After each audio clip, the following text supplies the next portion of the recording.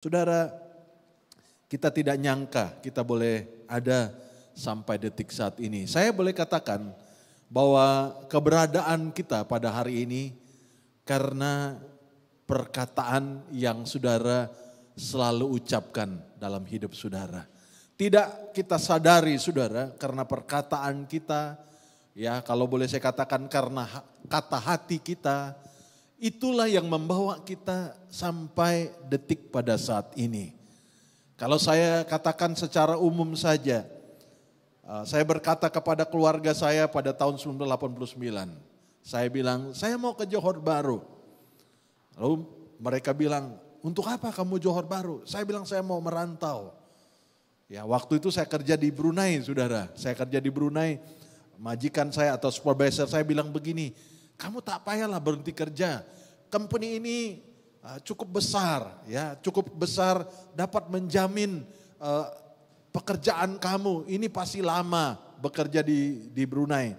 Saya katakan no, tidak. Saya mau berhenti, saya mau resign, saya mau ke Johor Bahru, saya mau ke Singapura. Saya bilang waktu itu. Pada waktu itu saudara saya belum tahu seperti apa akan terjadi. Tapi saya katakan perkataan yang saya ucapkan pada tahun 1989 itulah yang membawa saya boleh ada sampai saat ini. Amin saudara. Dan saudara kalau saudara merenungkan apa sih yang membawa saudara sampai pada hari ini? Apakah karena saudara katakan, ya saya mengalir saja pastor, saya mengalir saja dan tiba-tiba saya tiba di tempat ini. Saya katakan tanpa saudara tidak sadari, apa yang saudara perkatakan di dalam hidup saudara, itulah yang menghantar saudara sampai detik pada saat ini. Jadi keberadaan kita pada hari ini saudara bukan kebetulan, bukan karena tiba-tiba terjadi, karena perkataanmu. Bilang sama orang sebelahmu, karena perkataanmu. Jadi saudara, kalau kita membuka di dalam Alkitab, Amsal pasal 18 dengan jelas berkata, ayat yang ke-21, kitab Amsal pasal 18 ayat 21 berbunyi demikian. Amsal pasal 18 ayat 21, hidup dan mati dikuasai lidah, siapa yang suka mengemamkannya akan memakan buahnya. Saudara, Alkitab berkata hidup dan mati itu dikuasai lidah. Siapa yang selalu mengucapkannya, siapa yang selalu memperkatakannya akan memakan buahnya. Artinya saudara, kalau hari-hari ini saudara berkata positif, ya saudara berkata-kata harapan, kata-kata yang punya semangat membangun jati diri saudara, membangun harapan saudara, saya katakan engkau punya kehidupan yang penuh dengan gairah. Tetapi kalau saudara selalu memperkatakan paraime to, ya, nadaimenya, nada bisi harap, ya, selalu berkata sesuatu yang negatif, saya katakan engkau akan hidup dalam keadaan menderita. Engkau dalam keadaan yang tidak pernah mengalami sukacita. Karena Alkitab berkata, hidup dan mati dikuasai lidah. Pernah nggak saudara hati-hati dengan perkataan saudara? Karena perkataanmu itu mengandung kuasa. Waktu Adam dan Hawa ditaruh Tuhan di Taman Eden. Dan Tuhan percayakan mereka untuk menamai setiap binatang apa yang menurut kata mereka. Jadilah binatang itu sesuai dengan gelar yang mereka beri. Bayangkan saudara, pada waktu itu binatang itu belum punya nama. Tetapi Tuhan menaruh Adam dan Hawa untuk mengelola Taman Eden itu. Dan menamai setiap binatang yang ada pada waktu itu. Dan setiap nama mereka punya makna, punya gaya stylenya sendiri. Mereka tidak sembarang untuk memberikan nama pada waktu itu. Karena sesuai dengan namanya, berdemikianlah sifat daripada binatang itu. Kita yang seringkali salah pandangan. Ya, ada orang bilang buaya itu playboy. Kalau saudara buat riset, buaya itu setia dengan pasangannya. Kalau pasangannya mati, dia tidak akan menikah dengan pasangan yang baru sampai mati. Tetapi apabila buaya itu sudah naik ke darat, dia berubah sikap. Kalau dia tetap dengan lifestyle-nya di sungai, buaya itu setia. Bilang sama orang sebelahmu, buaya itu setia. Ya. Tapi kalau dia berubah sifat, naik ke darat, kita panggil apa? Buaya darat. Sifatnya berubah, saudara. Dia tidak setia lagi, itu sebabnya dipanggil buaya darat. Tapi kalau dia tidak berubah sifat, karena Adam dan Hawa sudah memberikan nama kepada buaya. Dia binatang yang setia dengan pasangan hidupnya. Jadi saudara jangan mempermalukan buaya. Kalau dia pandai bicara, saudara merusak cita rasa dia. Dia seorang yang setia dengan pasangan hidup. Dan sampai mati dia tidak akan menikah dengan pasangan yang lain. Dia setia, saudara. Tetapi, nah itu yang merusak. Apabila dia berubah sikap, naik ke darat, bukan lagi di sungai. Namanya buaya darat. Dia tidak lagi setia. Nah saudara, penting sekali kita memperhatikan perkataan kita setiap hari. Karena Alkitab berkata hidup dan matimu dikuasai lidah. Saya katakan perkataan yang kau ucapkan setiap hari menentukan hidupnya harapan di depan saudara. Kalau saudara mengatakan yang negatif, maka matilah harapan di depan saudara. Perkataan itu penting saudara. Ini sebagai sebuah kisah nyata saudara. Di Amerika seorang anak muda, dia mengalami sakit beberapa minggu itu, dia kurang sehat, dia sakit. Akhirnya dia mengambil keputusan untuk pergi cek ke dokter. Dan waktu dokter membuat pengecekan kepada anak muda ini, dokter ini berkata kepada anak muda ini, wah kamu kena kanker ganas. Dan hidupmu hanya dapat bertahan lebih kurang 6 bulan. Dan anak muda ini pulang dengan sedih saudara. Dan benar setelah 6 bulan, hampir 6 bulan anak muda ini meninggal. Tetapi karena dia tidak pernah memberitahu kepada keluarganya yang dokter katakan dia sakit kanker. Jadi keluarganya begitu terkejut. Kenapa? Selama ini anak muda ini tidak pernah memberitahu dia sakit apa. Akhirnya keluarganya tidak puas hati dan minta untuk di postmortem, untuk diselidiki apa penyebab kematiannya. Mengejutkan saudara, waktu diselidiki, waktu dicek, anak muda ini tidak sakit apa-apa. Tidak ada kanker. Ternyata vonis daripada dokter itu salah. Dan waktu anak muda ini meninggal, waktu diselidiki, ternyata tidak ada penyakit. Saudara melihat? Waktu dokter katakan ini obat makan 3 kali sehari, saudara nurut, betul enggak? Karena kuasa perkataannya. Waktu dokter katakan sebelum makan obat ini digoncang dulu. Waktu saudara lupa goncangnya. Dan saudara sudah makan. Saudara mulai khawatir. Saya belum goncang itu obat tadi. Apa yang saudara buat? Saudara goncang diri saudara. Karena saudara sudah makan obatnya belum goncang. Perkataan itu sangat mempengaruhi saudara. Dan anak muda ini mati.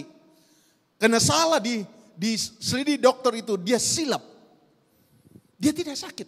Tapi perkataannya membuat dia mati. Ini kisah benar saudara, ini bukan ilustrasi, tapi ini kisah benar. Ada lagi seorang yang mati saudara. Dia bekerja di di tempat daging beku. Ya, dia punya icebox itu besar-besar sekali. Dan satu kali orang ini termasuk di dalam satu peti ais yang cukup besar dan dia terkunci di dalam. Dan dia ketakutan. Dia mulai berkata, saya pasti mati kesejukan. Ya, kebetulan kawan-kawannya tidak tahu, dia terkunci di dalam. Dan besok waktu mereka kawan-kawannya pergi ke kerja, mereka terkejut sekali menemukan teman mereka mati di dalam peti ais yang besar itu. Dan waktu diselidiki saudara, dibawa ke rumah sakit, diselidiki penyebab kematiannya. Dia mengalami mati sejuk, mati dalam keadaan kesejukan. Yang anehnya saudara, Padahal S-Box itu sudah rusak 2 tahun. Ya. Tidak berfungsi. Kenapa? Perasaan kita, kata hati kita sangat kuat untuk menentukan masa depan kita. Ya. Harusnya saudara, orang-orang ini tidak mati. Kenapa? Karena perkataan Alkitab itu tidak pernah salah. Hidup dan mati dikuasai lidah. Saudara, mungkin nanti kita akan melihat, mungkin kata-kata saudara itu mungkin tidak kedengaran. Mungkin hanya kata hati. Bukankah seringkali yang terjadi dalam hidup kita selalu kata hati? Betul enggak? Ya, walaupun mulut kita tidak berbunyi, tapi kata hati kita, selalu kata hati kita begitu kuat setiap hari. Kata hati itu selalu berbicara. Para emito, ya, tusah ke hidup kami.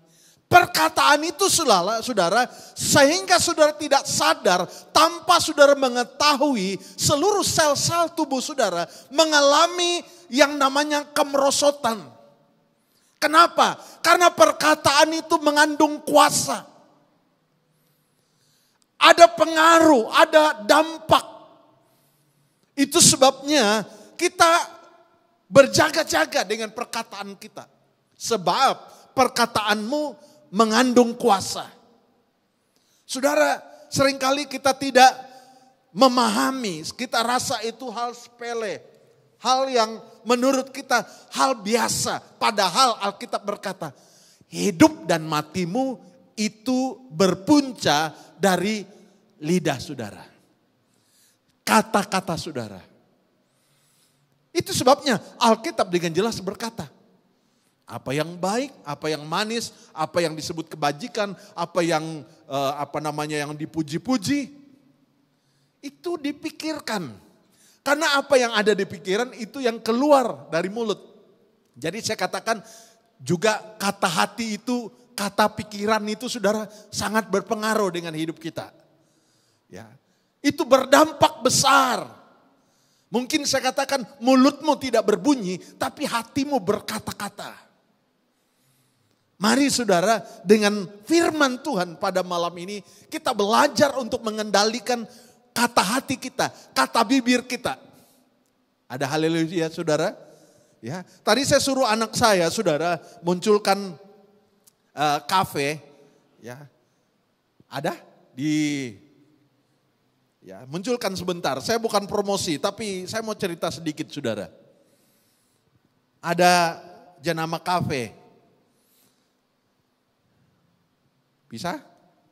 Kita tunggu sebentar ya saudara, karena berkaitan dengan khotbah. Saya mau sampaikan saudara, betapa punya kuasanya perkataan kita itu saudara. Jadi bukan tidak berdampak.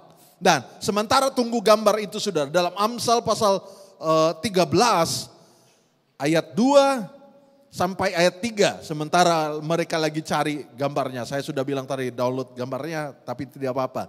Lagi dicari mungkin. Amsal pasal 13 ayat 2 dan 3. Saya katakan berbunyi demikian. Dari buah mulutmu, ya, dari buah mulutnya seseorang akan makan yang baik. Tetapi nafsu seorang pengkhianat ialah melakukan kelaliman. Ayat 3. Siapa menjaga mulutnya memelihara nyawa. Siapa yang lebar bibir akan ditimpa kebinasaan. Ya, lebar bibir di sini bukan bibir seperti yang di Afrika itu ya. Bukan ya. Bibirnya ditaruh piring di bibirnya, bukan. Tapi lebar bibir ini ya, kalau cerita itu melarat-larat saudara. Ya, panjang sekali ya. Tidak pendek-pendek, jarang pendek saudara.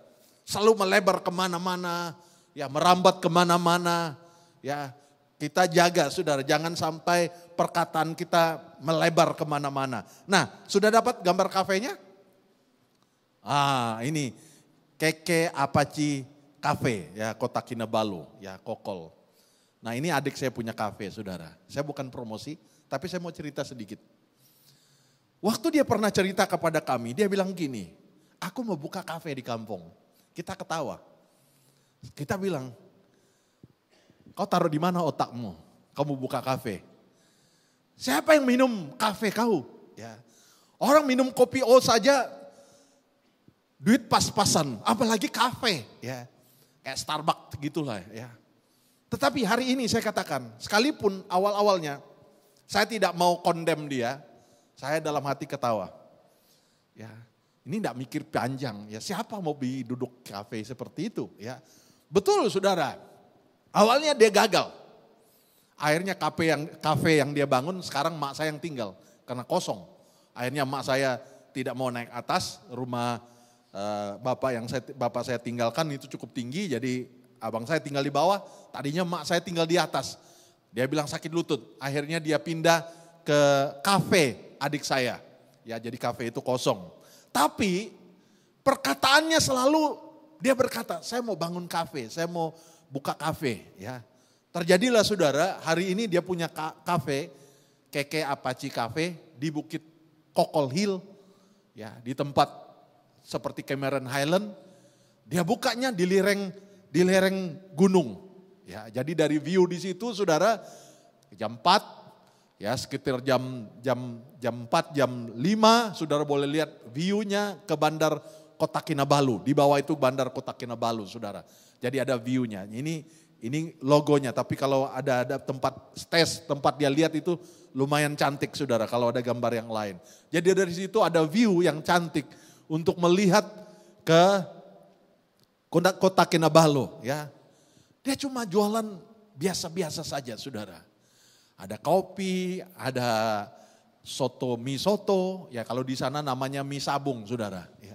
Istri saya bingung, kok namanya mie sabung, ini kan mie soto. Mereka bilang, karena waktu sabung ayam saja orang jual ini mie. Ya, itu sebabnya mie sabung.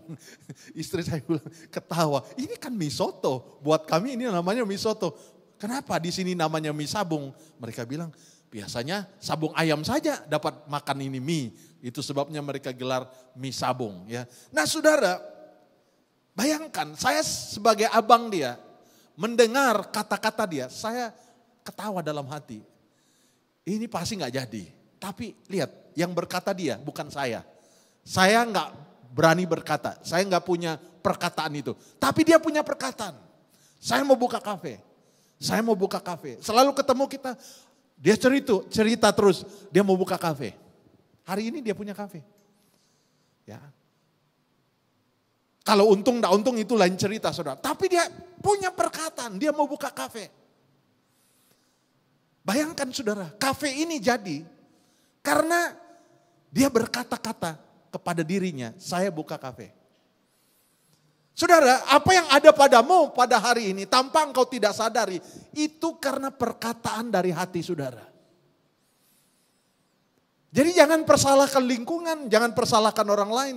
Tapi karena apa yang kau perkatakan setiap hari, itulah yang membentuk karakter saudara, keadaan saudara. Engkau bukan tiba-tiba ada di tempat ini seperti ini, tidak. Itu sebuah perkataanmu karena engkau sudah memperkatakannya setiap hari. Terjadilah apa yang kau alami pada hari ini. Oleh sebab itu saudara, mulai daripada malam ini, belajarlah untuk berkata-kata dengan bijaksana. Ada haleluya saudara. Ya. Berkata-katalah kepada dirimu sendiri apa yang kau mau alami di hari depan. Perkatakan itu setiap hari, apa yang saudara mau alami. Karena perkataan saudara itu penting saudara. Alkitab dengan jelas berkata bahwa buah dari perkataan itu akan dimakan oleh orang itu. Jadi tidak sembarang saudara. Seringkali perkataan kita belum berubah. Kita sudah dibaptis, kita sudah jadi anak Tuhan sekian tahun. Tetapi perkataan kita belum berubah. Saudara, betapa luar biasanya. Perkataanmu itu akan mengantar engkau. Apa yang kau perkatakan. Ya. Waktu anak saya baru selesai sekolah Alkitab, dia berkata, Dedi aku mau sekolah ke Amerika. Secara finansial saya sudah berapa kali katakan, tidak mungkin. Tapi dia berkata seperti itu. Dia perkatakan. Bahkan saya pernah bilang sama dia, duit saya cuma segini. Nggak mungkin bisa antar kamu sampai ke sana. Tapi kamu percaya nggak? Dia bilang, saya percaya. Dia berkatakan itu saudara. Bisa sampai. Jadi saudara bukan tiba-tiba terjadi. Ya, saudara tidak mungkin, oh saya juga nggak ngerti tiba-tiba saya ada di sana. Tidak, karena engkau sudah perkatakan itu. Seringkali saudara, kita merasa kecil hati saat kita melihat diri kita. Sebenarnya itu perkataanmu, keputusanmu. Tahun 89 saya berkata, saya mau sekolah Alkitab. Kalau pada waktu itu saya tidak mau pergi, saya tidak mau katakan itu, maka saya tidak ada sampai hari ini untuk berdiri, untuk berkhotbah. Sebuah perkataan itu menentukan masa depan. Hari-hari ini, apa yang banyak kau perkatakan tentang dirimu.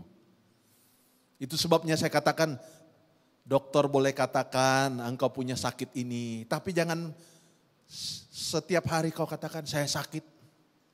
Saya sakit. Ya, kalau orang injak kaki saudara jangan bilang, oh tak sakit. Bukan saudara, emang sakit. Ya. Tapi jangan klaim dirimu sakit-sakit. Belajar untuk praktekkan saudara. Memang tidak langsung tiba-tiba berubah. Tapi perkataanmu setiap hari itu membangun jati dirimu, membangun mentalmu.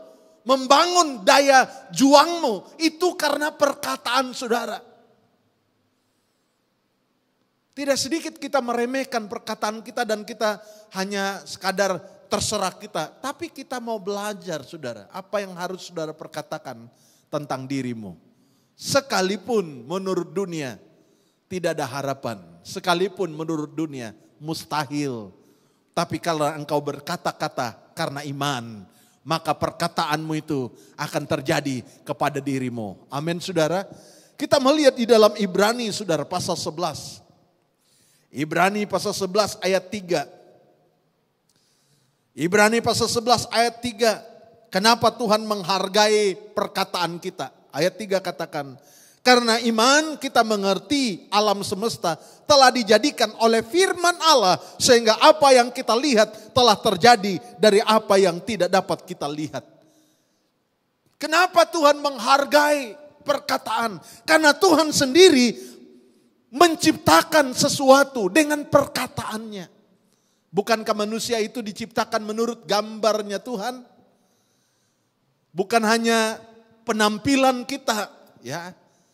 Bukan berarti Tuhan kalau kita tak handsome bahwa Tuhan itu tak handsome. Bukan, maksudnya gambar itu kita punya mata, kita punya telinga, kita punya pikiran, kita punya tangan, kita punya kaki.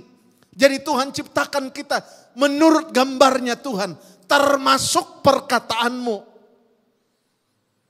Begitu Adam dan Hawa melihat binatang yang melompat-lompat itu.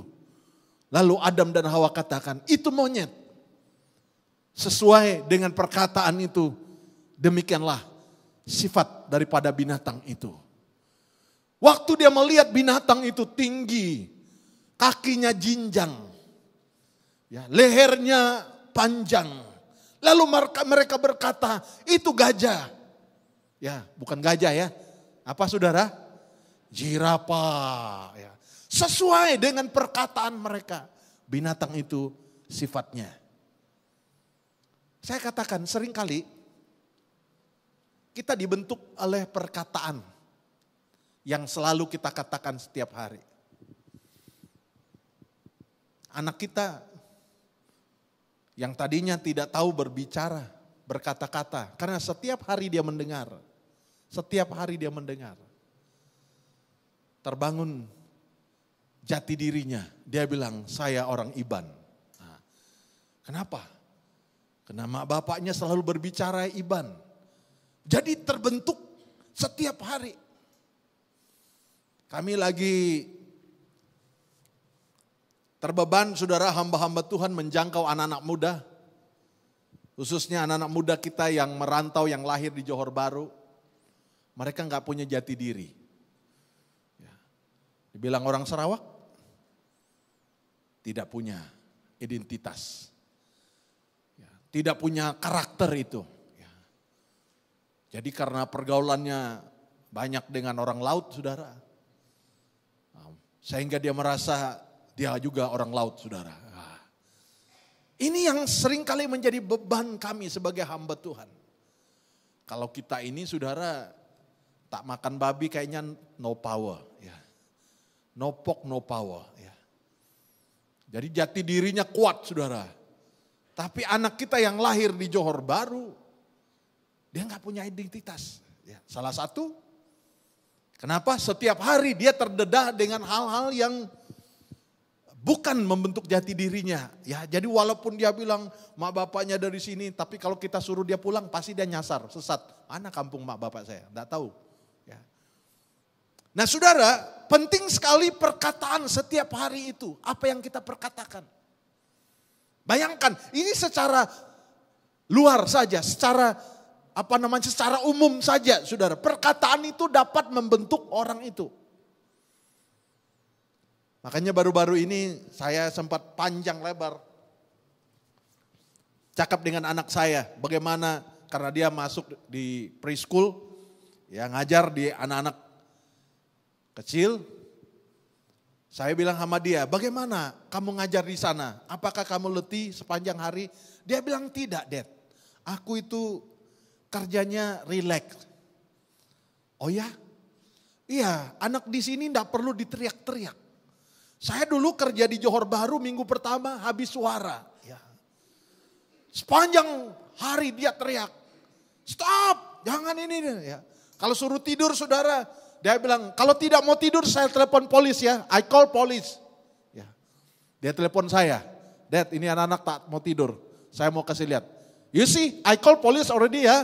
Ya, semua mereka tidur. No, mereka tidur saudara. Ya. Saya bilang di Australia gimana? Apakah tidak? Cara ngajarnya beda. Mereka mendiri. Kita nggak perlu bantu mereka pakai kasut dan sebagainya. Orang tuanya mereka tunggu walaupun harus tergesa-gesa tapi mereka biarkan. Mereka berusaha untuk pakai kasut sendiri. Mereka tidak digendong. Ya saya bilang begitukah? Iya. Mereka tidak perlu diteriak-teriak. Saudara seringkali karena kita dididik dari awal dari masa muda kita, ya, kayaknya sudah menjadi lumrah buat kita kalau kena rotan itu. Kalau tidak kena rotan itu mungkin itu anak kurang vitamin. Ya. Kalau yang sering kena rotan itu berarti itu sudah dikasih mandi batu monyet. Nah itu ada harapan itu anak saudara. Kalau anak yang kurang-kurang nakal, diam-diam, kayaknya kurang vitamin. Ya, zaman itu saudara. Jadi kalau kita 1 minggu kena rotan itu biasa saudara. Nenek saya kalau sebelah mak saya itu, aduh mulutnya saudara. Monyet kalian belum pulang. Ya. Mandi seperti buaya. Ya. Jarang sekali dengar yang halus gitu. Kalau dia ketemu dia, waduh kayaknya kita udah kenyang deh. Dengar dia punya perkataan saudara. Nah, karena kita sudah dibilang monyet, akhirnya kita terbentuk kayaknya ya memang saya ada ya tipe-tipe seperti itu. Tapi beda dengan nenek sebelah bapak saya saudara. Orangnya tidak teriak-teriak. Kok kita berubah saudara? Heran. Kalau kita di rumah nenek sebelah mak saya, kita jadi buaya, kita jadi monyet, ya. Kita jadi babi. Ya. Tapi kalau kita tinggal di rumah nenek sebelah bapak saya, kita jadi anak baik. Heran saudara. Kenapa? Karena perkataan itu membentuk karakter. Ya. Bilang sama orang sebelahmu. Karena perkataanmu.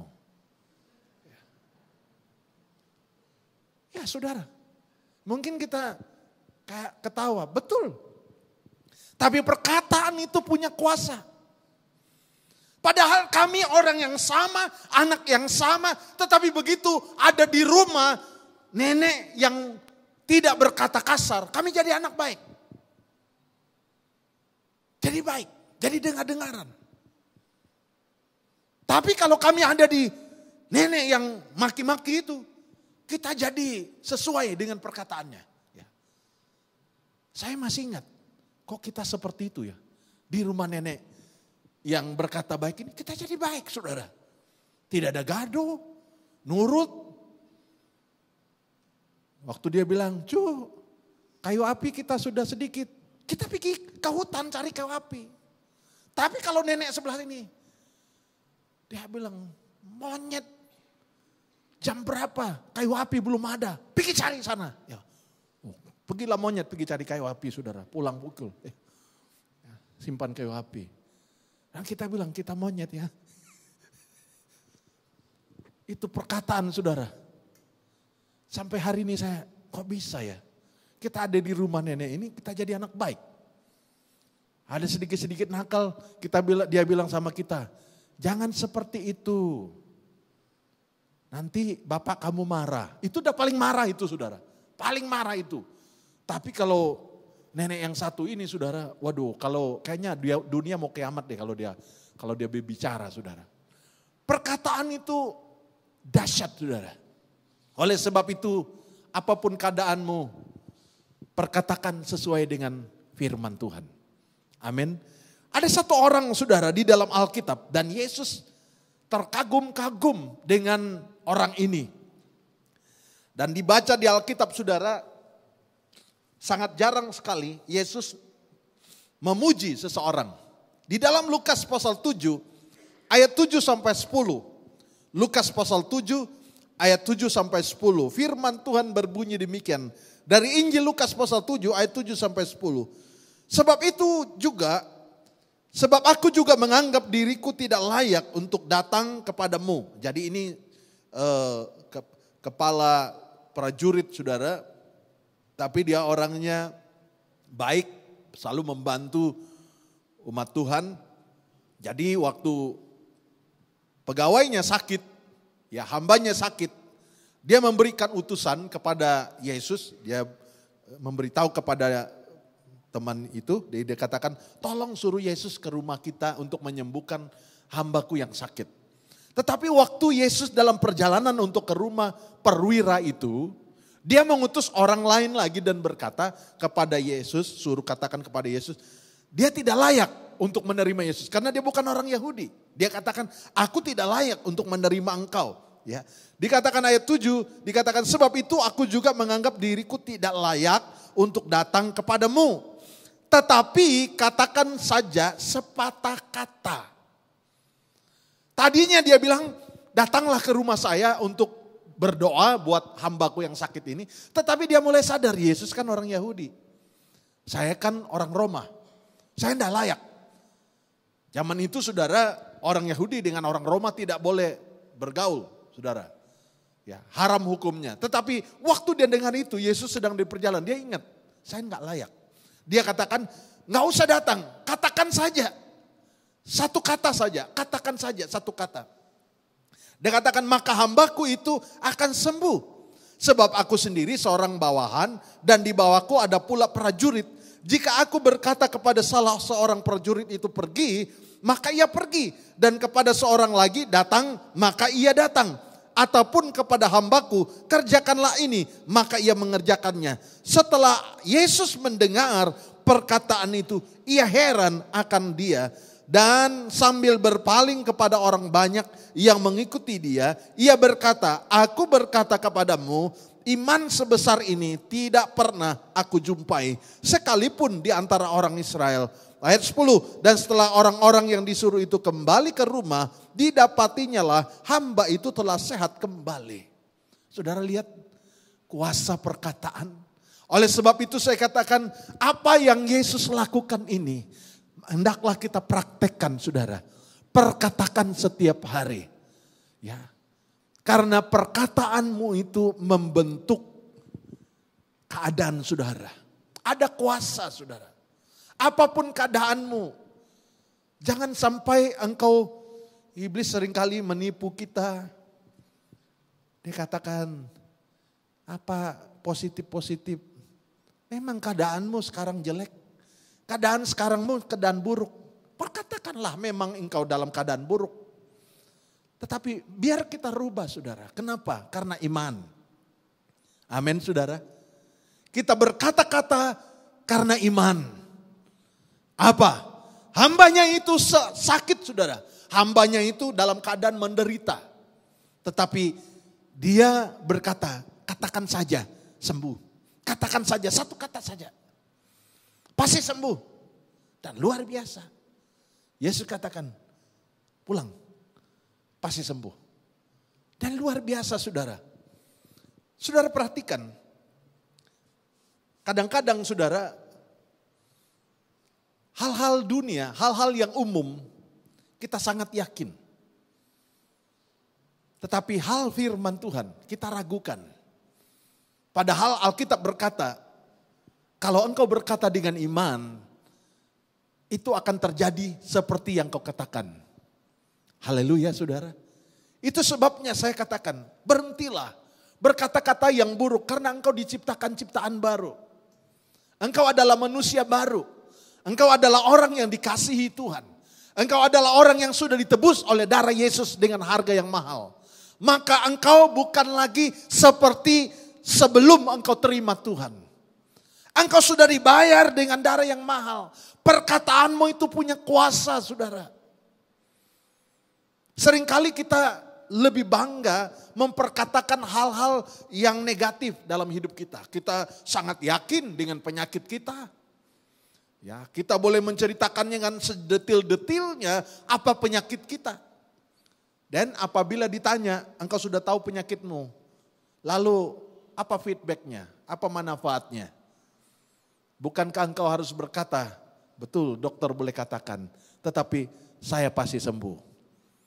Amin saudara. Saya pasti sembuh.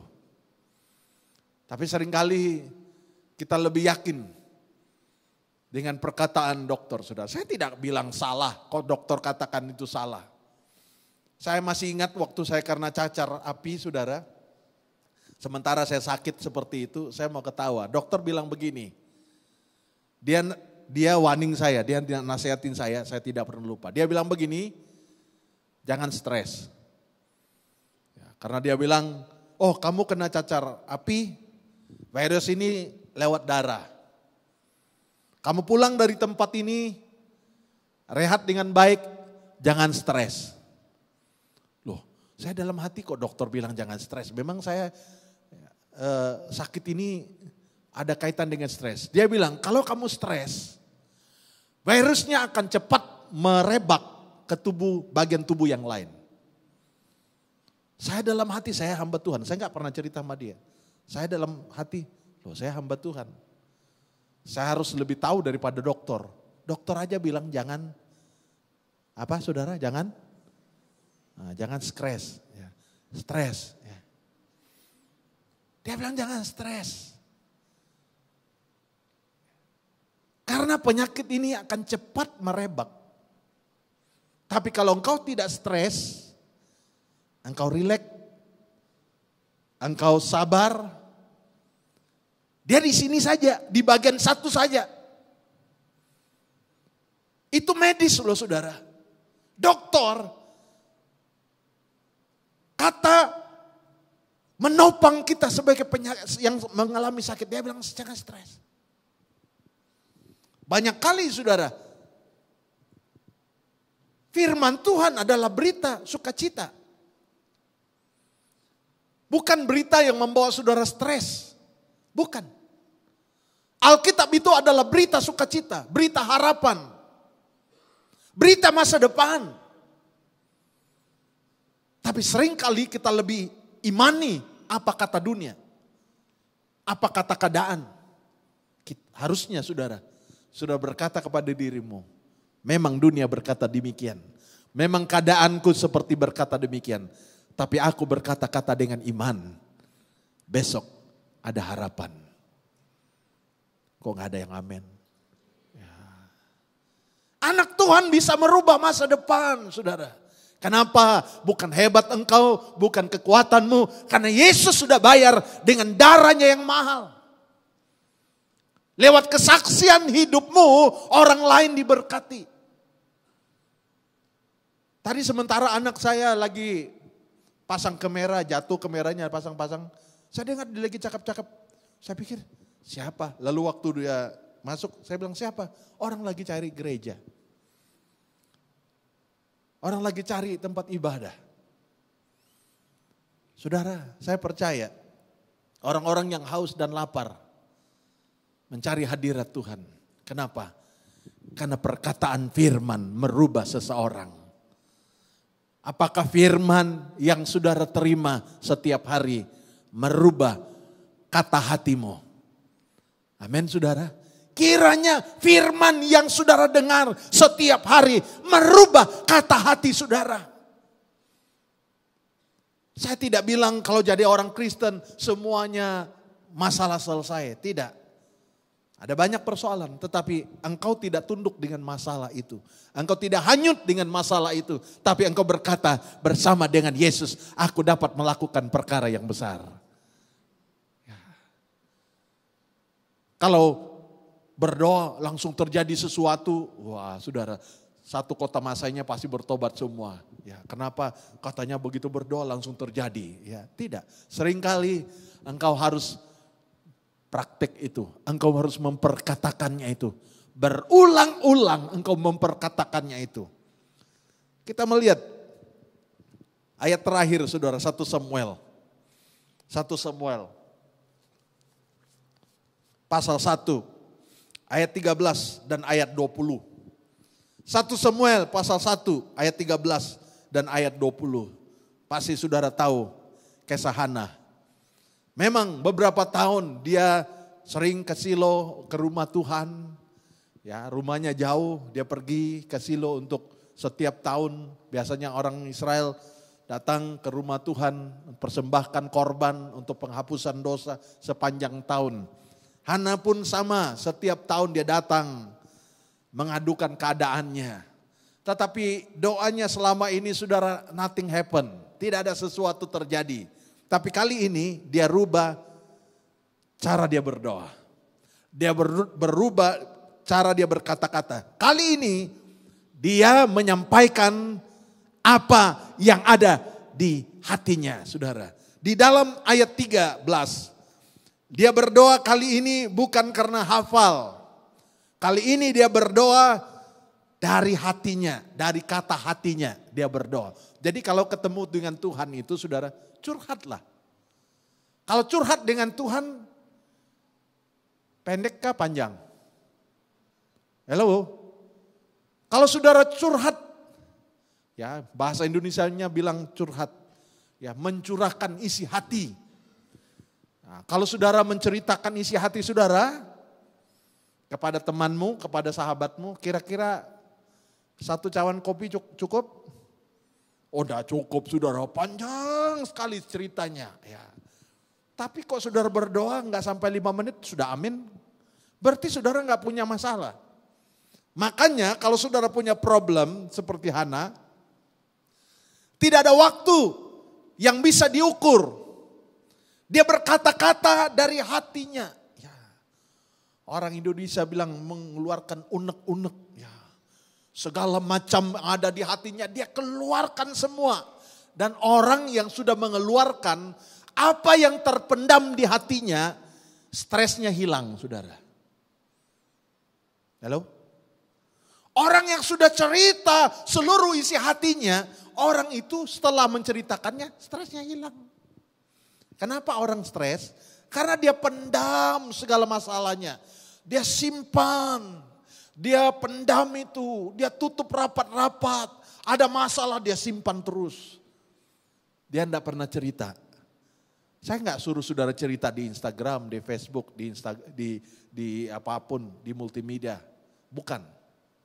Ya, istri saya tadi bilang semuanya, aduh ini ibu lagi curhat.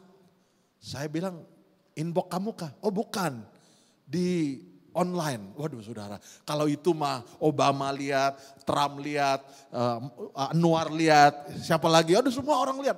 Pokoknya itu umum saudara. Ya. Kalau saudara mau curhat, tempat yang paling tepat Alkitab katakan, masuk ke kamar, tutup pintu, curhatlah kepada Tuhan.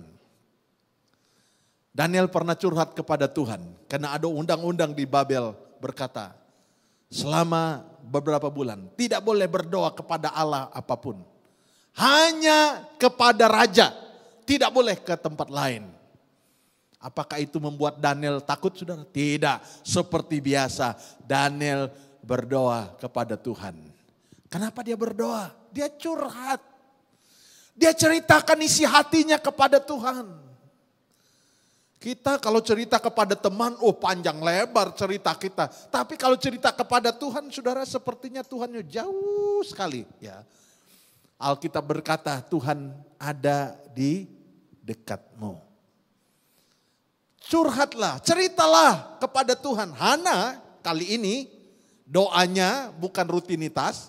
Dia tidak seperti kebanyakannya, saudara, step 1, step 2, step 3, step 5, dan oke, balik. Kali ini Hana tidak buat lakukan itu. Dia lakukan seluruh isi hatinya. Dia sampaikan kepada Tuhan. Dikatakan ayat 13.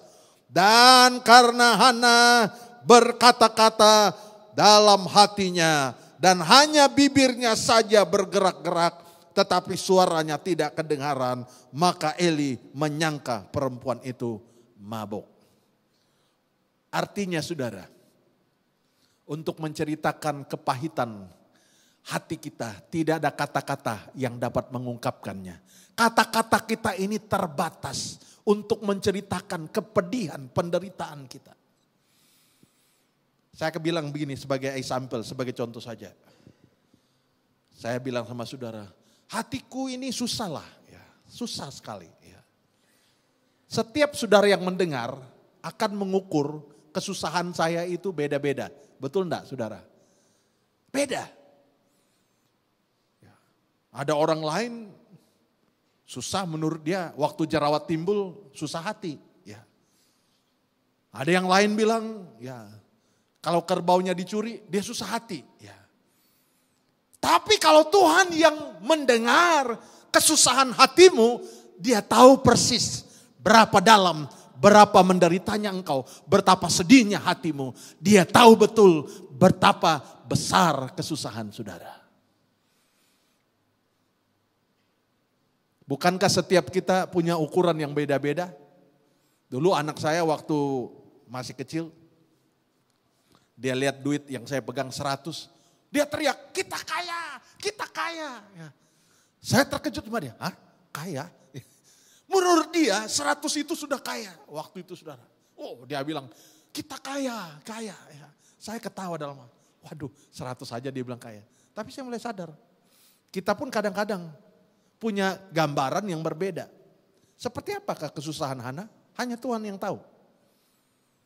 Dan karena susahnya hatinya itu, tidak ada kata-kata yang dapat mengungkapkan kesusahan hatinya itu. Hanya Tuhan yang tahu. Karena dia berbicara kepada Tuhan, hanya Tuhan yang tahu. Kalau kita cerita kepada kawan kesusahan kita, paling hebat dia katakan, susah amat kitanya. Ya kan? Hello?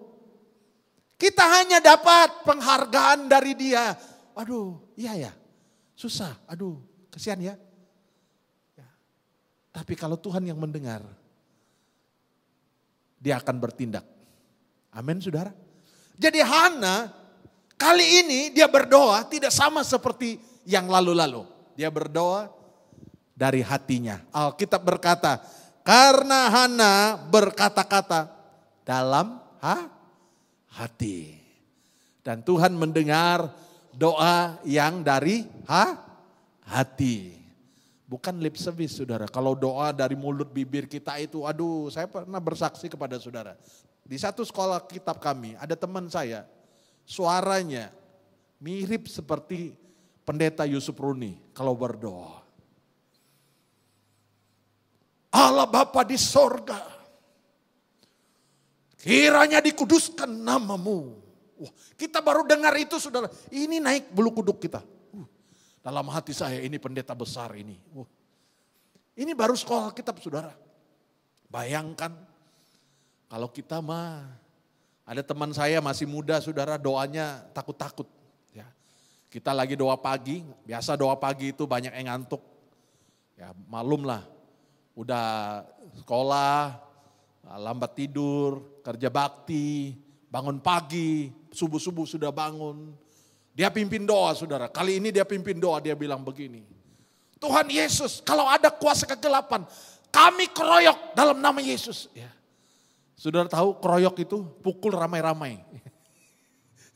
Itu namanya keroyok. Kalau pukul gado sama orang ramai-ramai pukul dia, itu namanya keroyok saudara.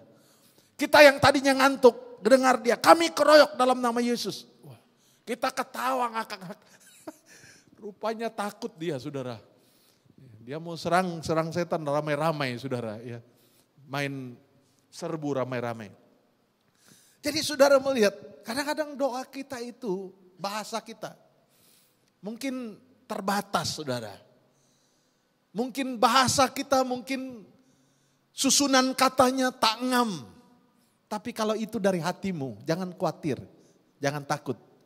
Yang dengar doamu, Tuhan tahu apa yang menjadi kesusahan saudara. Amin saudara. Jangan saudara berpikir, supaya doa saya agak keren, saya mau ikut seperti Pastor Wilson, berdoa bahasa Inggris. Holy Father, ya kayaknya lebih keren ya bahasa Inggris ya. Tidak saudara, bahasa dari hati saudara.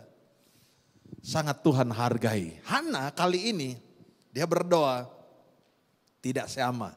Dia berdoa berkata-kata dalam hatinya. Ayat 20, saudara lihat ayat 20. Maka setahun kemudian, ya kita lihat.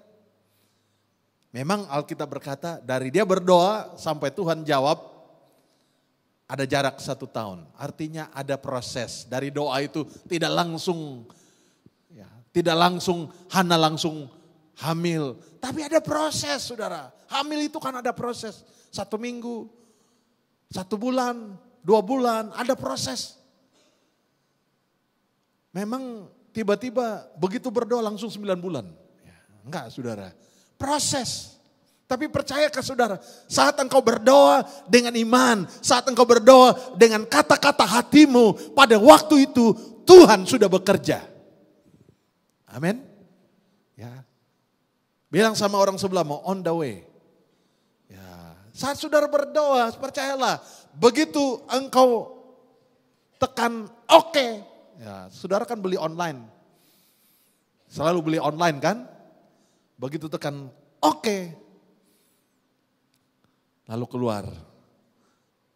On the way. Proses. Hari pertama, hari kedua, hari ketiga kita tunggu. Tapi kita sudah yakin barang kita pasti sampai. Pasti sampai. Apa yang kita pesan pasti sampai. Anggaplah itu saudara. Kalau hari-hari ini banyak kita membeli online. Anggaplah doa kita seperti beli barang di Shopee. Seperti beli barang di Lazada. Begitu saudara tekan oke. Sudah langsung connect dengan kedainya. Sedang di packing. Dan berapa hari akan sampai di rumah.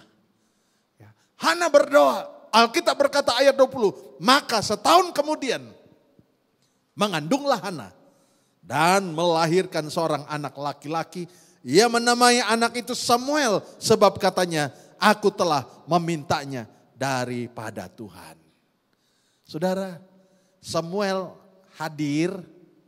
Samuel ada. Karena ada satu ibu yang bernama Hana minta kepada Tuhan. Ya, kira-kira Samuel itu sudah ada atau belum saudara? Kira-kira sebelum Hana minta, Samuel itu sudah ada atau belum? Loh kok gak ada yang berani jawab? Beranilah jawab. Kira-kira sebelum Hana berdoa, Samuel itu sudah ada atau belum? Belum. Tapi begitu dia minta, Samuel sudah ada. Kadang-kadang kita gak imani saudara. Begitu kita minta, Tuhan sudah siapkan. Harusnya setiap hari mindset kita, pikiran kita. Begitu saya minta, on the way. Sedang dipersiapkan. Jangan sampai sudah on the way, saudara pindah. Begitu datang barangnya, yang pesannya itu tidak ada di tempat. Tidak ada, sudah pindah rumah. Kira-kira sampai enggak barangnya kepada saudara? Tidak sampai. Makanya saya katakan kalau saudara minta, percayalah dengan iman. Akan tiba, akan ada waktunya.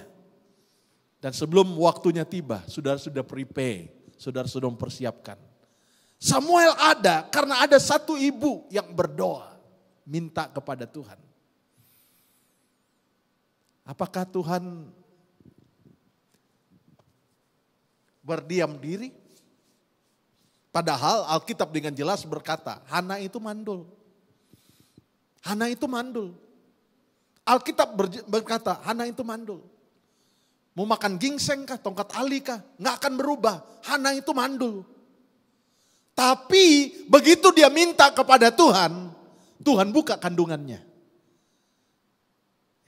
Zaman dulu saudara belum ada medis seperti sekarang. Mana mungkin bisa punya anak. Tapi kuasa doa dapat membuka yang tertutup. Haleluya. Perkataan seorang yang percaya dapat membuka pintu yang tertutup dapat terbuka. Hari ini apa yang saudara mau, apa yang saudara rindukan, perkatakan dengan iman. Bahwa itu akan terjadi kepada engkau. Mungkin slow, mungkin kelihatannya perlu proses. Ya. Tapi percayalah saudara, perkataanmu akan menentukan hari depan saudara. Mari kita bangkit berdiri bersama-sama saudara.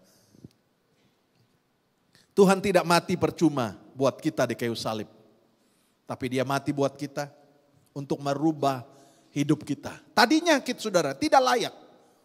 Siapa kita? Kita bukan orang Israel secara jasmani. Apa yang dapat membuatkan kita dapat diselamatkan? Tetapi kasih Tuhan yang besar.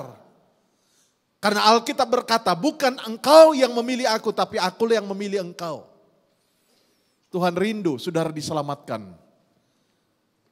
Dan perkataan saudara adalah perkataan yang berkuasa. Hari ini banyak di antara kita menganggap kekristenan kita hanya sebuah agama. Sedikit orang mengakui bahwa hidupnya punya kuasa. Perkataannya punya kuasa. Malam ini saudara, apakah saudara rindu masa depan saudara, hari esok saudara, hari yang berbeda dengan hari-hari yang lalu?